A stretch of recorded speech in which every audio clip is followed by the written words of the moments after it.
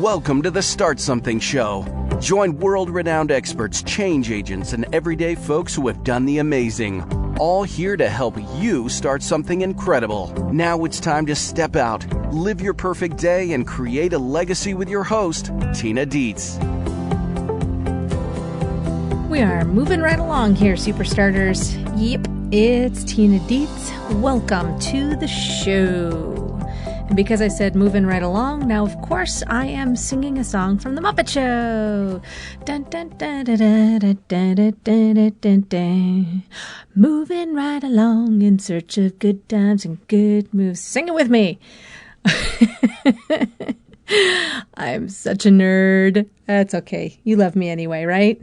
I hope you do. Yes, it's the Codependent Business Show. Welcome. Today on the show, I am welcoming back one of my favorite people, Teresa de Grosbois, because it is a momentous occasion. Today is the launch of her new book, and she has chosen to be on my show on the day of her launch.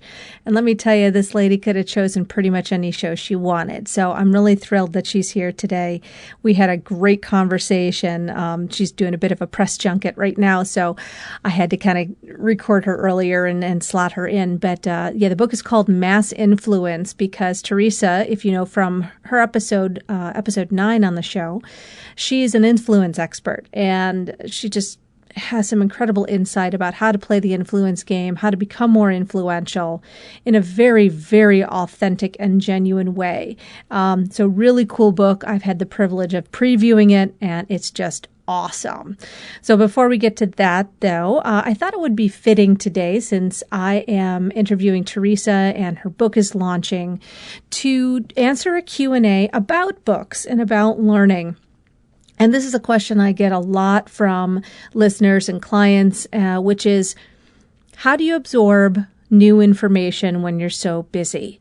How do you read all the books? How do you get all the information? How do you get all the training? How do you slot all of that in while you're trying to grow your business and maybe work a job and be a parent and all this other hoo-ha that we deal with on a daily basis? Well, the answer often is that we don't read it, we listen to it. There's a lot of spaces in our day where you can fit in audio. House cleaning, for those of you that still doing house cleaning. No, sorry, that was snotty. House cleaning, driving back and forth in the car. Your little kids do not, contrary to popular opinion, have to listen to the Wiggles. Are the Wiggles still a thing? I don't even know if they're still a thing. You can listen to podcasts. They pick up some really interesting stuff. My 9 and 10-year-old occasionally will roll their eyes, but then they'll come up with some really good questions. If I'm listening to an audiobook, or I'm listening to a podcast, or I'm listening to a training DVD or CD, I wouldn't listen to a DVD in the car. Listening to a training CD in the car, it could be a teachable moment for everybody. At the gym, because hopefully you're taking care of your body and your well-being, going for a walk before you go to bed. It's these little moments that you get in the learning, and no, you don't have to memorize every single word or every single line. Audio is a brilliant, brilliant way to get in education any time of day. And that's one of the big reasons that I'm a big fan of audiobooks. And I did happen to connect with Audible, which is probably the biggest audiobook company in the world, and audible.com, and created a special offer for listeners. Doesn't cost you a dime. You can go and check out Audible for free, download an audiobook, give it a try. Give this mode of learning a try. Do it on me. My gift to you, all you got to do is go to audibletrial.com/start something, and you can download a book from their catalog. It's not just a selection of 4 or 5 or 10 books. You can select from about 180,000 books. Go and give it a shot and enhance your learning, because leaders are readers. Yes, I used a cliche.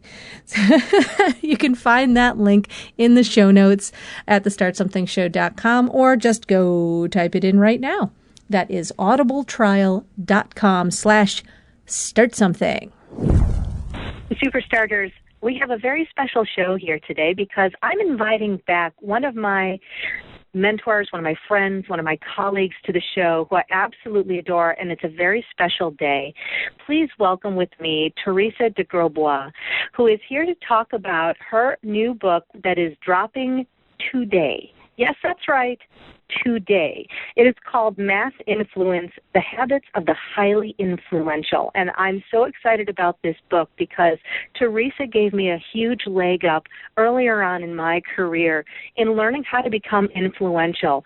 And it made all the difference in me being where I am today, getting to speak on stages, getting to reach the world with my voice and really being honed in on what it is that I contribute to the world. So I am thrilled to welcome Teresa back to the show today. She was actually one of my first guests here on the Start Something Show, episode 9. If you want to go back and listen and hear about how she shared about her terrible year that actually changed her life and changed her career and made her an entrepreneur when she was in corporate for many, many years, and all the work that she does with the Evolutionary Business Council, an extraordinary group of international leaders who are all dedicated to transforming the world and creating enormous influence as a powerful change for good, a force for good. And Teresa, I'm just so happy to have you back on the Start Something show today. Oh, thanks, Tina. I appreciate all the kudos. If there was one show I would go on launch day, it's yours. I just love what you do so much. Yeah. I am so happy puppy right now. It's kind of crazy. It's great to be here. Yeah. It's really, really good stuff. So tell us all about this book, Mass Influence, Habits of the Highly Influential, because I am such a habits girl. It's so important to me. It's what I teach to my clients. And most people don't think of having habits around being an influential person. So tell me everything. Oh, I'd love to.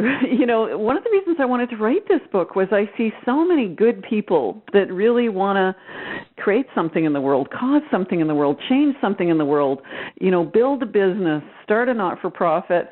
And, as human beings, we're kind of hardwired to have an inner dialogue that stops us from seeking influence. Most of us have something going on in the back of our head that says, I'm not smart enough, I'm not important enough, I'm not influential enough. When you can really start and look at influence differently and say it's just like any sport out there, if we were talking about hockey, we would know that all you need is, A, you need certain equipment, B, you need to understand the rules of the game and the strategies of the game, and you need to know how not to fall on your butt when you first step on the rink. And when you have all those basic things mastered, which really aren't all that hard, it just takes a little bit of different thinking and a skill set you got to learn, becoming influential and causing shift in the world, or causing your business to succeed, or really causing your ability to be of service to others is actually a lot simpler than you might think. Wow. Okay. Well, let's break it down then a little bit further. First of all, let me ask you about your own journey, because I know so much of what we tend to teach are the lessons we've learned along the way. So, as you were learning how to become influential, how did you stumble across this topic? Yeah. Well, it's no surprise that, I would make helping other people become important in the way they want to change the world, my life's purpose. Because some of my earliest inner dialogue as a kid was, I'm not important. I'm the youngest of 9 kids. I grew up in really the Canadian equivalent of the backwoods, And, what happens when you have sort of a ongoing inner dialogue, you tend to spend all your time either trying to prove that you are important or desperately terrified that you aren't. And so actually throughout my career, even when I was working, I came up working in the oil and gas industry as a leader in oil and gas, I would always seek out influence, study influence, look at influential people, because importance was such an important topic to me, and when I had, I talked about this on your first show, but I had one of those, epiphany years. I affectionately call it my really bad year right now, where just everything went wrong at once. In the first 6 months of that year, my father had died, my marriage had fallen apart, my business had failed, and I lost my health. Right? Wow. And I remember actually there was a really distinct moment. I'm sitting in the bathroom of my post-marriage breakup condo and surrounded by tools because I've always been a renovator. And I'm looking at these tools, bawling my eyes out because the only thing I can think is that it's me that needs renovating. And it was such a great moment because it had me make the choice that I was going to be my next project. And so I really started diving into the whole conversation of, like, how do I transform myself? How do I change the fact that I might be highly successful, but I'm really not all that happy? And the interesting thing was, what I really discovered out of that journey was that when we really find something that lights us up, when we really find something that stokes us up and gets us out of bed in the morning and apply what we're really good at to it, all of a sudden the world lights on fire for us and everything starts to work. So when I took everything I knew about influence and becoming influential and applied it to actually growing thought leaders and people who wanted to cause shift and change in the world, that excited me. And all of a sudden a whole new level of success was available. That's incredible. I love how that just unfolded for you from that difficult period of your life into, blossoming into this finding your purpose. And well, it was messy. I'm not going to lie. Well, yeah. Growth generally is. Courage is never tidy, right? And anytime you're putting yourself out there to do something that's your dream, our dreams are the most scary to us, because to us, our dreams are really freaking big, right? That thing that we say, someday I will, or why doesn't somebody just, that's so important to us that we're the person it's actually most scary to on the planet, right? And so it really takes some courage to step into living your dream and being the contribution that you want to be to the world. And you know what? It's going to be messy. And when you can give yourself permission to fall in love with messy, then life actually gets really wonderful and juicy, It does. I like to say that self-expression ain't always pretty. I love it. Now there's a quote to put out on Twitter. Self-expression ain't always pretty. I love it. Yeah, exactly. Well, what is like one thing that people who achieve enormous influence, enormous success know that maybe other people don't know? When you look at the most successful, most influential people, the one thing they all share in common is they're masters at building relationships, especially relationships with other influential people. When we talk about influence, I like to draw the distinction. There's, you can be influential in a one-on-one setting, and most of you already have that, right? Like, you would recommend a movie and your neighbor would go, right? But mass influence is the ability to influence numerous people all at once. And so when you look at highly influential people, they're not only masters at building relationships with their own following and having a group of people just fall in love with what they stand for or what they teach, but they're also masters at building relationship with other influential people. Could you say some more about that? Like, how do you generate relationships with people who are more influential than you? Well, a lot of it is just learning that influential people play by a different etiquette, right? So, and, one of the reasons I wanted to write this book was because a lot of people don't get that the habits that you might have picked up as a kid, the rules of fairness that we learned in the playground, or the things you first learned when you were networking in business may be working against you becoming influential. And not that those things aren't valid. It's almost like that's the game of basketball, and influential people are playing the game of hockey. And so when you apply the rules of basketball to hockey, it's, actually walk on the hockey rink with a basketball and you kind of look like a big idiot, right? And not to mention cold. Yes. Yeah, and you're wondering why everybody's shooting pucks at you, right? So it's, there's some key mistakes that you want to avoid that are kind of hardwired into you because you learned them when you first started to learn networking. And it's just a matter of unlearning those habits so that you start doing it appropriately for the different sport. All right. Well, can you share a couple of those habits that people have who are consistently good at generating influence?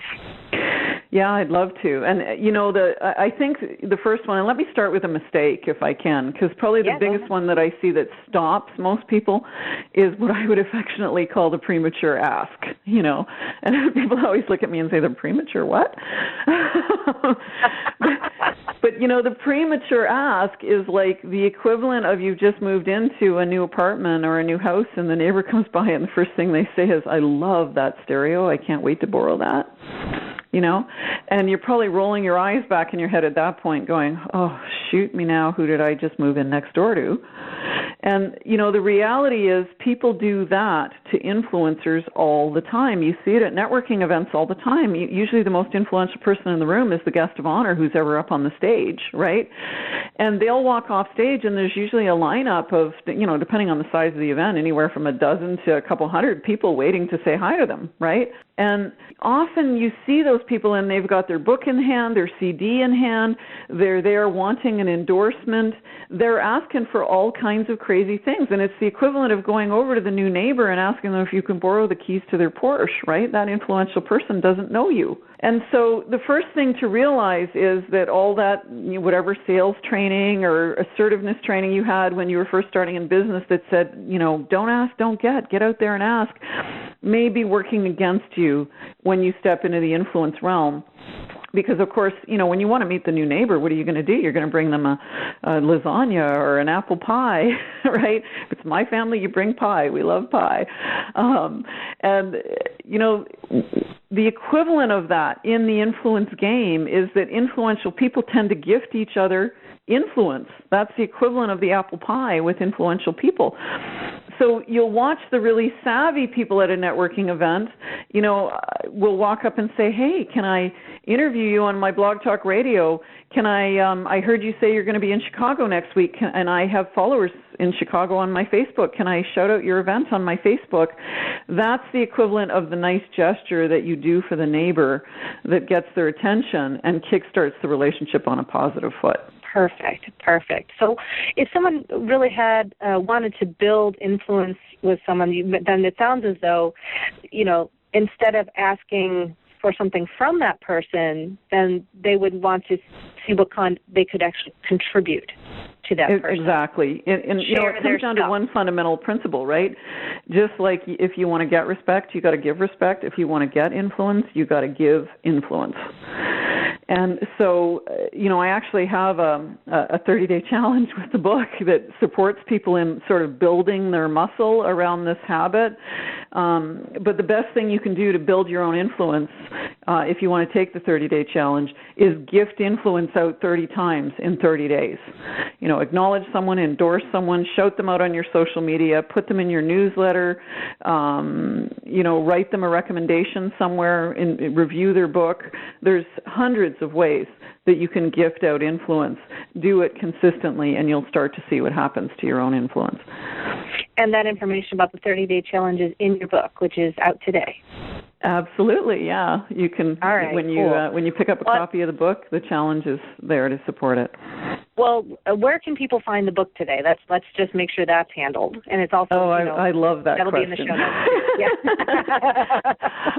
You can visit our website at massinfluencethebook.com, and there's several ways there you can pick up your own copy, and we're giving out the first several chapters of the book for free. If you want, you can get a free downloadable PDF. So we'd love to have you come and check it out. I think you'll really get a lot great. of juice. It's one of the things I love so much about you, Teresa, that you show that kind of integrity, because so many books do get published just to promote something, and having that downloaded the first couple of chapters really shows that, you're not afraid to strut your stuff and show your expertise in an area and have all eyes on you and be so open as an entrepreneur in this area. You are a class act, lady. You know that? Thanks, Tina. I really appreciate that. That's awesome. Well, another question I want to ask you before we wrap up, because we're all action-oriented here. Of course, I want all the super starters out there to take this 30-day challenge, because I've done it, and let me tell you, it's extraordinary what comes out of it. To gift influence to other people. It's amazing. the relationships that come out of it, the growth in your email list, in my social media influence, all of that happens when you start to pay it forward. And I know it's a much deeper than that. So is this, this book that you've written, how deep do you go? I really do go deep. We hold your hand every step of the way with really understanding the foundational principles and giving you exercises to practice at them, because it really is a matter of just breaking it down into individual concepts that you need to understand that either will support you in becoming influential or, getting rid of the things that are stopping you from becoming influential. That's awesome. All right, good. So this is the rule book. This is the place to go to make sure that they get in. So if somebody wants to even obviously we start with the book and all of that, but you've been doing this work for a long time, and you work with people on this particular topic and also help them in other areas of their business to become influential, like book publishing. So if people want to find out more about you even beyond the book, we'll have all the links, of course, on the show notes on the startsomethingshow.com, but let our listeners know right now where they can find you as well. Well, if you want to check out the Evolutionary Business Council, feel free to come to ebcouncil.com. And if you want to visit with me personally, feel free to follow our Facebook page or check out my website, which is teresadegrosbois.com. And let me spell that because I was like in grade 4 before I could spell my own name. It's TeresaDegrosbois.com. That's fabulous. And Teresa, before we wrap up, one more question for you. What's the impact you ultimately would love for this book and this work to have on the world? What I would really love is that if good people just got it, that if they just lean into what they love and the change that they want to create in the world and, gift influence out on a routine basis, just understand that influence is so abundant, and the more you spend the influence you have, the more it comes back to you exponentially, and that's the route to really creating a world that we all want to live in. Gorgeous. Thank you so much for joining me here today on launch day. I know you're super busy, and we wanted to kind of rock this interview out. You've got a whole publicity circuit going on here. There's so much buzz being generated by this book, which makes sense, being that it's about influence. So I'm just thrilled that you could take some time out for this special edition today. Oh, for you, lady, any day of the week. It was just an honor to be here, Tina. Thank you. Thank you so much, Teresa. And thank you, Superstarters, for listening. Being influential is a gift that you can give yourself and other people to help get your message and other good people's messages out into the world, because we're all trying to make this a better place, and we're all looking to leave a powerful legacy. So make sure you go back to the startsomethingshow.com and grab the show notes with all the links for this episode. We scrambled to make sure to get it up right now so that you could take part in Teresa's launch today. But even if you're not listening on today, on the launch day, on October 1st, don't worry, all the links are still there. Everything's still going to work so that you can become a more influential person and live your purpose, make an abundant life for yourself, and step into being the leader and superstarter that you already know in your heart of hearts that you are. So we'll see you next week here on the Start Something Show. Have a great week. Start something with purpose. Start something with freedom. Start something now. Go to thestartsomethingshow.com, join our community of superstarters, and get your perfect day planner pack, a free resource to help you create the life you've dreamed of living. Take action now, and we'll see you for our next exciting episode.